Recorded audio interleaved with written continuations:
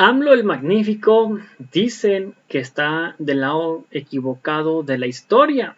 Dice que estamos en una fuerte crisis en el sector salud, donde tenemos, por desgracia, a un líder fracasado.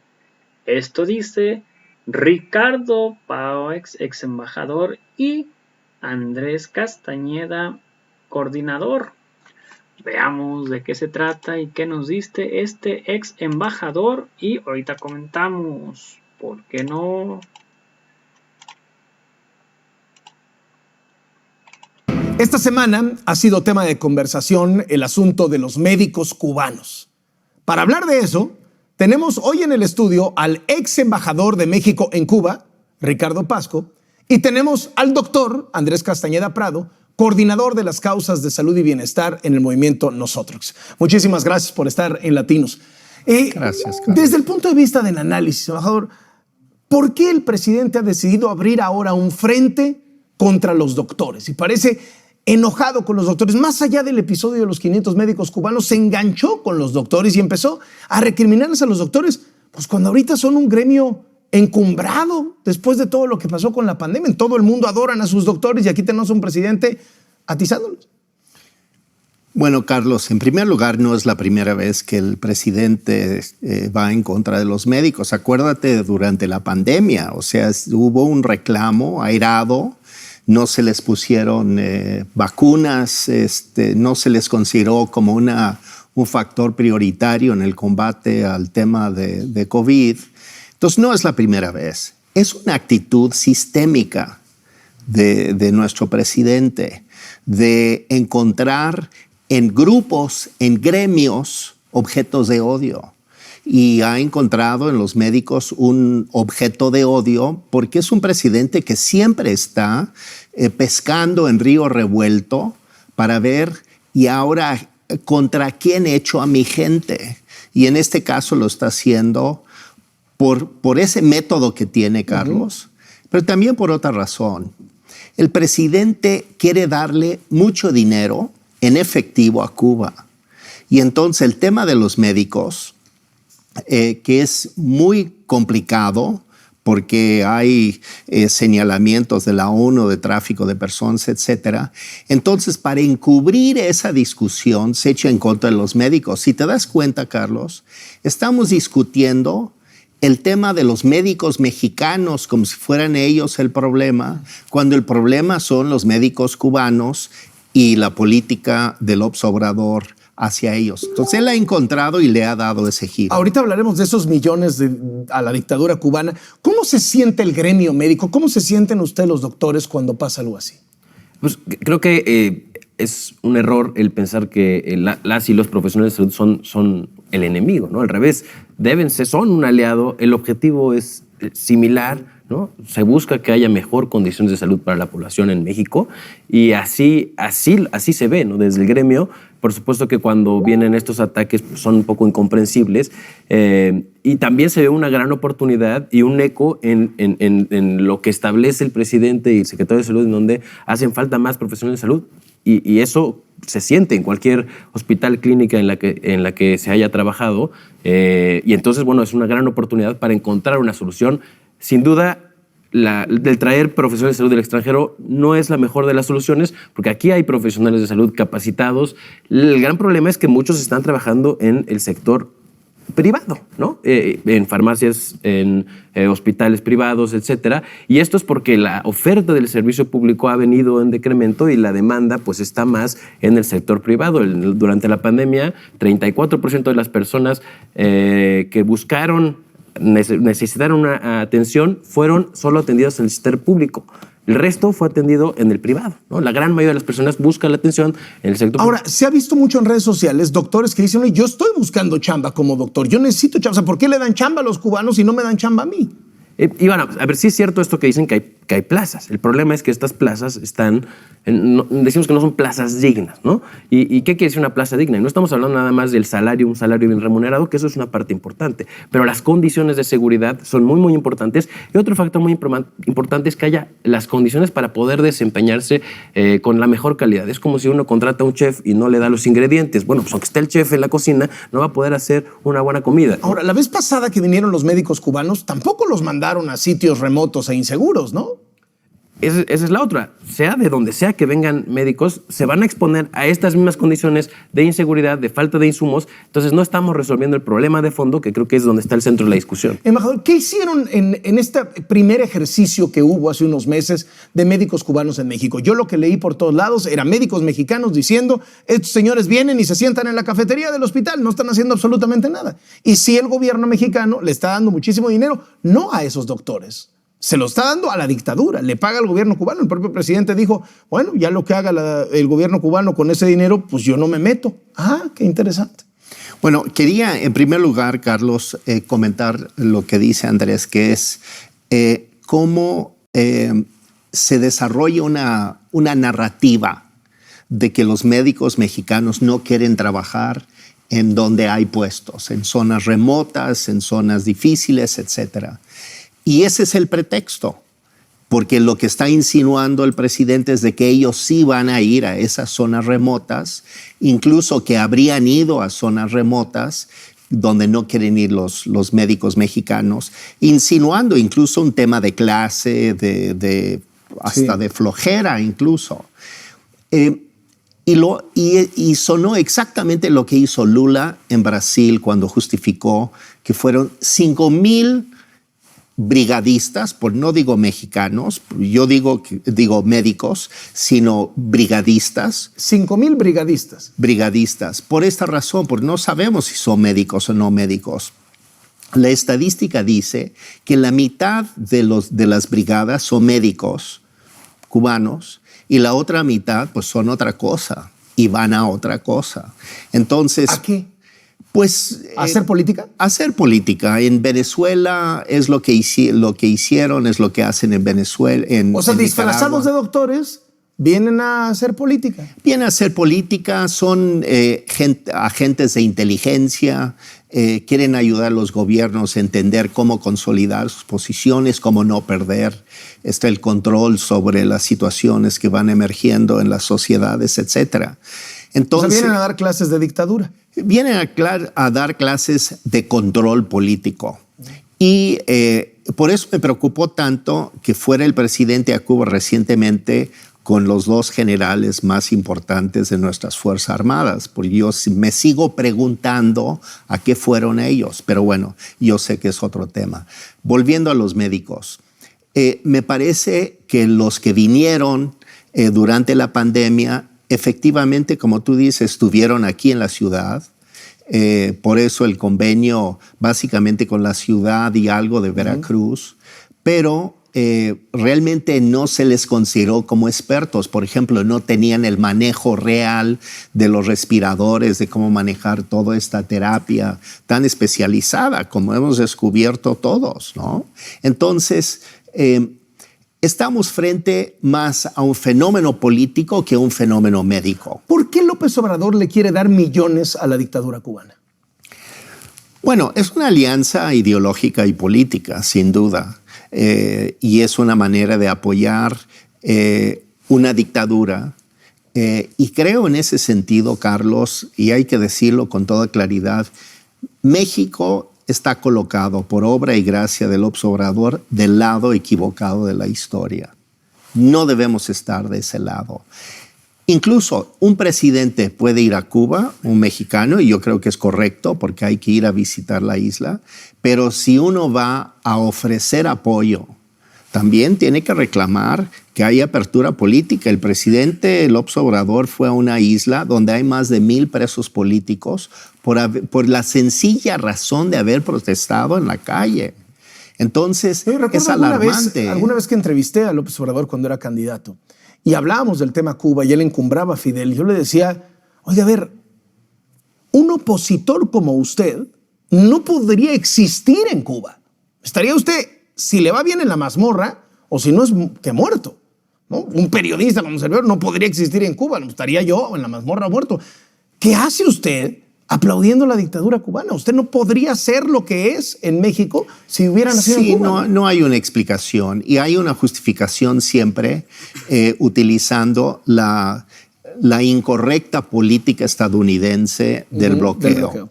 Porque yo siempre he sostenido que Estados Unidos tiene que levantar ese bloqueo, no sirve para nada. Más que para darle discurso a Cuba. Le sirve para una narrativa del propio gobierno. Pero eso no quita que aún teniendo el bloqueo terrible de Estados Unidos sobre la isla, es una dictadura.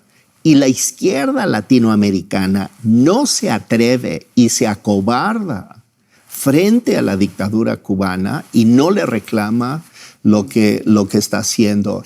Es un reclamo que le hago a casi toda la izquierda latinoamericana. Están equivocados con el tema de Cuba, el tema de Venezuela y Nicaragua.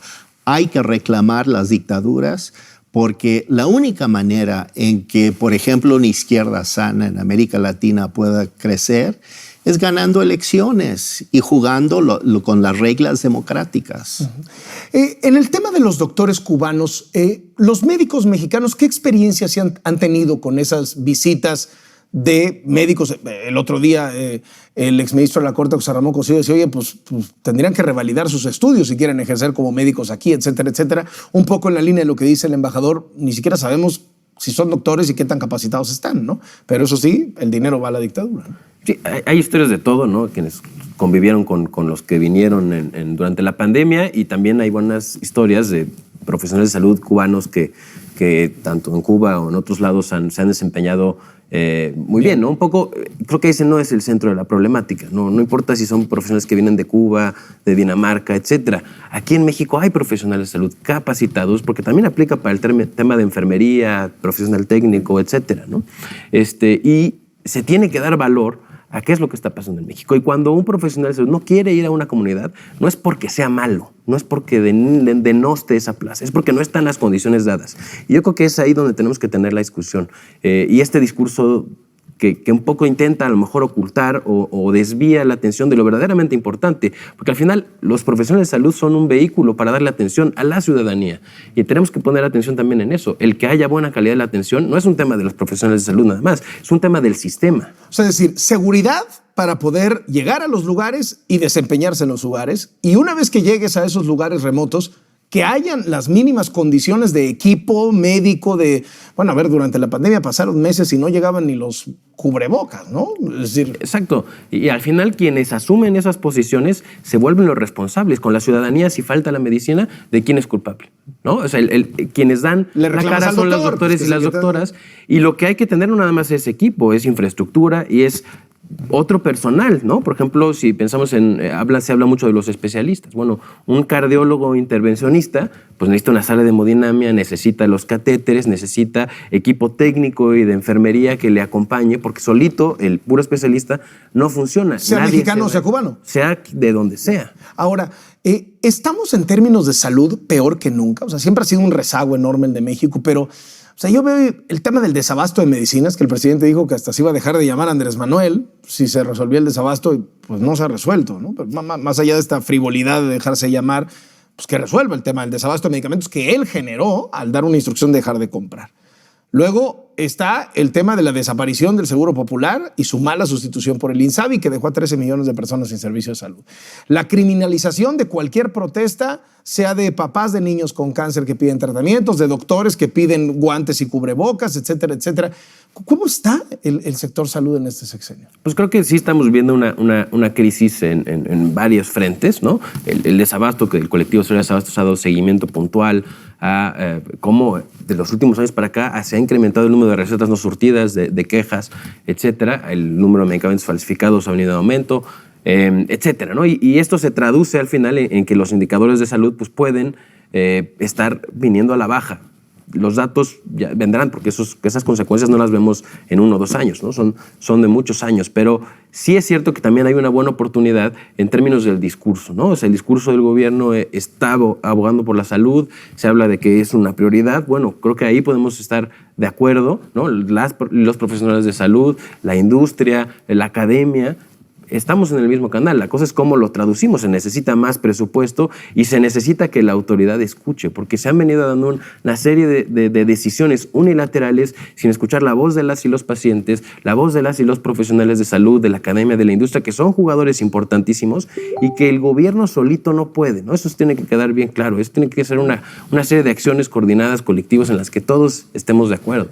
3 años y medio después de que tomó posesión, estas dos partes que decía el doctor, el discurso del presidente, un discurso que no aterriza en la realidad, y segundo, un gobierno que no es capaz de escuchar. Se lo escucha al doctor, pero lo dice todo el mundo, pues cualquier sector se queja de que el presidente no escucha y que el presidente solo habla y dice buenas intenciones. A estas alturas, ¿todavía vale la pena seguir teniendo esperanza en que ese discurso se va a traducir en hechos, en que el presidente va a ser capaz de escuchar, o ya lo damos por perdido?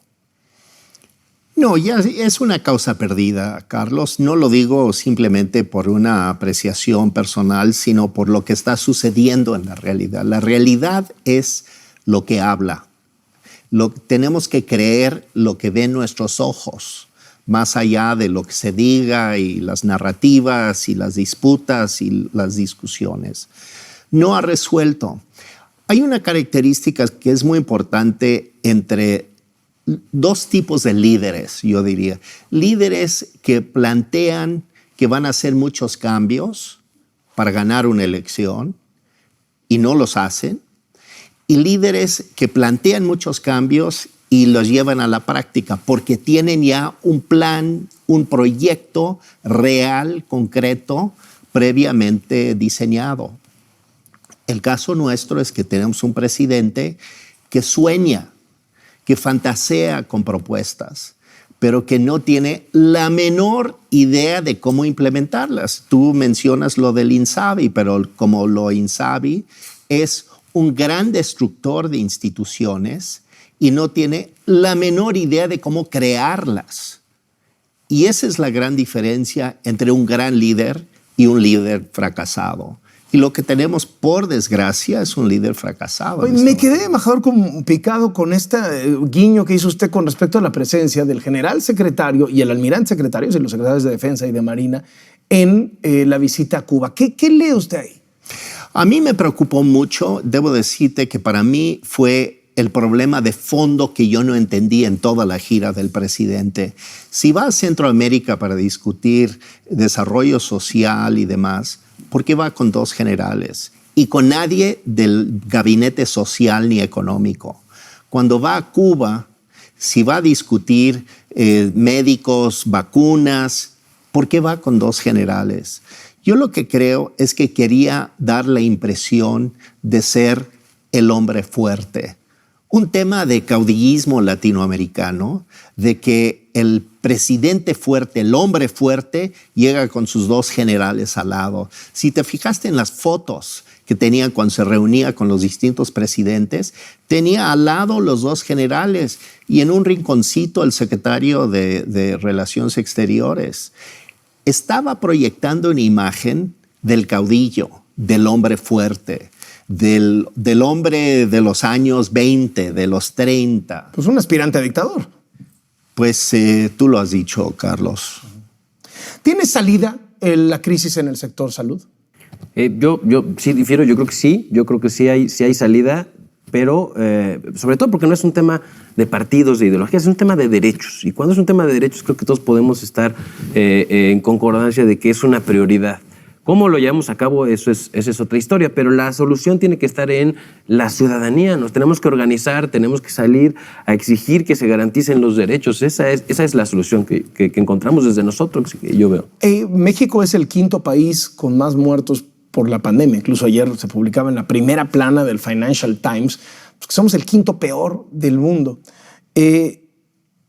Aún así hay esperanza en que este gobierno se mueva. O sea, cuando despreció la pandemia, a lo mejor todos los gobiernos se equivocaron al principio, pero todos corrigieron. Este gobierno nunca corrigió. ¿Hay esperanza en serio? Pues más que esperanza hay responsabilidad. Creo que no podemos esperar a que pase o no pase. Tenemos que ser proactivos desde la academia, desde la sociedad civil, desde la ciudadanía en general. Tenemos que exigir que se garantice. Cuando no me dan mi medicina, pues exigir, usar los medios que tenemos, la ciudadanía, para exigir que se garantice, no quedarme callado. Si mi plaza es insegura, pues alzar la voz, etcétera, ¿no? Creo que ahí está la solución, ya sea con el gobierno, junto con el gobierno o a pesar del gobierno. Es algo que nos toca a todos y a todas. 500 médicos cubanos no van a resolver este asunto. No van a resolver el problema. ¿Y por qué el presidente entonces está tan obcecado con este tema de los 500 médicos cubanos? Como si realmente, o sea, los presenta casi como el problema de salud pública en este país van a venir a resolver los 500 médicos cubanos, cuando somos 130 millones de mexicanos, ¿no? Es que son un disfraz. Es teatro político, Carlos. No es real. Él sabe perfectamente bien que no es real. Por eso incluso ha querido desviar la atención y el debate del tema de los 500 cubanos al tema de nuestros médicos que no quieren ir al último rincón del país. O sea, quiere flagelar a los nuestros para justificar a aquellos. Pero es un teatro. Y es un teatro por una razón muy sencilla. Le quiere dar mucho dinero al gobierno cubano para ayudarlo a saldar su crisis económica, cosa que no va a lograr. Pero yo lo que he dicho es que mejor, en vez de traer a los médicos y hacer toda esa farsa teatral de que nos van a resolver y evitar que vengan un montón de agentes de seguridad de Cuba, ¿por qué no simplemente, si el ejército es tan complaciente, el nuestro, pues que meta todo ese dinero a un avión y que se lo mande al gobierno cubano y punto, ¿no? Y olvidarnos del teatro. Pero en vez de eso quiere hacer el teatro porque el teatro justifica el propósito político. Les agradezco muchísimo a los dos que nos hayan acompañado en Latinos y de verdad enhorabuena con lo que están realizando. Muchas gracias. Bueno, pues ahí está el mismísimo Loretito de Mola y el buen embajador Ricardo Pascué, donde pues según de ahí no lo bajan, lo mismo y lo mismo y lo mismo, que la dictadura y que la dictadura y que la dictadura y que para darle dinero a Cuba, que con 500 médicos no van a solucionar absolutamente nada. Este problema tiene muchísimo tiempo. Yo no entiendo por qué no se han llenado las vacantes desde un principio, si antes era un sector de salud modelo, según ellos, que defienden, con Borolas, con Fox, con Calderón y Peña Nieto. ¿Por qué no están llenos estos huecos ya? Si según eso era muy fácil y antes era un modelo del sector salud, era un modelo a seguir básicamente. ¿Y por qué no se han llenado desde antes? ¿Por qué apenas ahorita se preocupan del por qué no se han llenado los huecos? Y eso que el Magnífico ha llenado básicamente con más doctores. Y es que no hay doctores que quieran ir para allá. Y dicen el Andrés Castañeda, no, es que se tienen que ir porque no hay infraestructura, porque no hay cosas seguras. Sí, entonces el sector salud de antes no era un sector modelo, o sea, no había entonces al parecer ni doctores ni infraestructura. Apenas se están creando las infraestructuras que hacen falta para llenar los huecos y apenas se está viendo para llenar los huecos de doctores que realmente la convocatoria del AMLO Magnífico está abierta. A ver, aquí hay todas estas vacantes, están en todos estos lados de la República. ¿Quieres? Ahí está. ¿Quieres? Ahí está. Ahora que dicen que los médicos también que no hay trabajo, sí hay trabajo, pero están en las zonas marginadas, también tienen que ver ellos eso, porque no nada más es puro criticar y ver qué onda, ¿no? Es un problema que ya viene de años, porque si no fuera problema, entonces pues estuviera todo cubierto, entonces hubiera venido a uno el Magnífico, pues ¿para qué le muevo al seguro popular si todo está perfecto y en buenas condiciones? ¿Para qué le muevo? Pues sí, pero realmente resultó que no, que de plano lo tuvo que quitar y poner el INSABI por la porquería que había en el sector médico. Tuvieron que hacer cambios médicos las medicinas que tanto dice que hacen falta, sí, porque eran un monopolio que bien tenían el monopolio poquitas empresas privadas, y de esas poquitas empresas privadas había intermediarios políticos, que esos intermediarios políticos le vendían al gobierno y se encarecía la medicina más no poder, porque era la medicina con ganancias y a sobreprecio de las farmacéuticas que están aquí en México, y no con buena calidad que digamos, más la ganancia y el sobreprecio de todos los intermediarios que habían y que le tenían prácticamente inflando el precio bastante al gobierno. Por eso llega aquí a el Magnífico, a ver pues qué está pasando. Aquí está en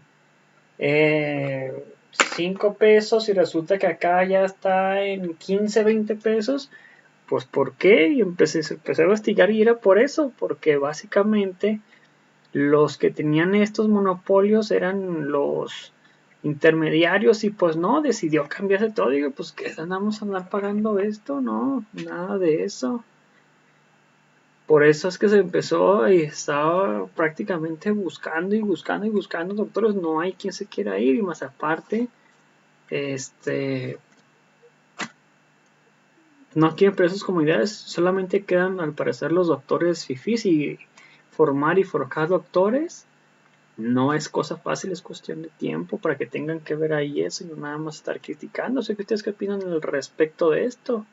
Así que si puedes dar un like a la página, un like al video, comentarlo y compartirlo para que mucho más personas nos vean, sería completamente fantástico. Si me puedes apoyar con estrellas que no afecten tu economía, compartir esta estrella de color dorada también sería completamente fantástico. Y todas las opciones de las estrellas que tú desees compartir que no afecten tu economía, te lo agradecería mucho. Gracias por ver el video, te invito a ver el siguiente. Hasta la próxima, bye, suscríbanse.